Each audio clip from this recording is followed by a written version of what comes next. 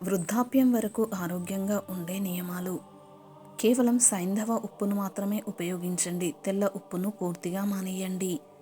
రాత్రి భోజనం తర్వాత మరియు ఉదయం బ్రేక్ఫాస్ట్కి ముందు 500 అడుగులు తప్పక నడవండి.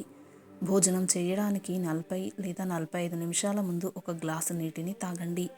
రోజు 3 నుంచి 4 లీటర్ల నీటిని తాగడం వల్ల కడుపుకు సంబంధించిన ప్రతి జబ్బు నుంచి దూరంగా ఉండవచ్చును. ఉదయం లేచిన వెంటనే నోటిలో నీటిని నింపి కళ్ళపై చల్లటి నీటిని చిలకరించండి. ఆవుపాల నెయ్యిని సేవించండి. తెల్ల ఉప్పు, తెల్ల చక్కెర, తెల్ల పిండి ఉపయోగాన్ని తగ్గించండి, ఎందుకంటే ఈ తెల్లని విషాలు. రాత్రి భోజనంలో పెరుగు అన్నం, రాజ్మా ఏమాత్రం తీసుకోకండి.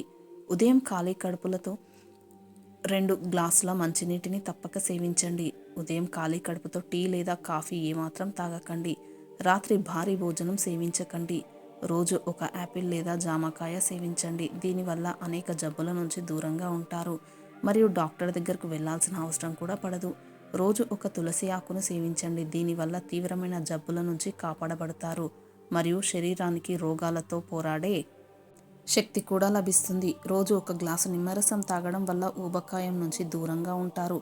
ఇందులో తేనె ఉపయోగిస్తే మరిన్ని లాభాలు ఉంటాయి. రోజు ఒక గ్లాసు పాలు సేవించడం వల్ల ఎముకల జబ్బులు ఎప్పటికీ దూరమవుతాయి మరియు ఎముకలు బలంగా మారుతాయి.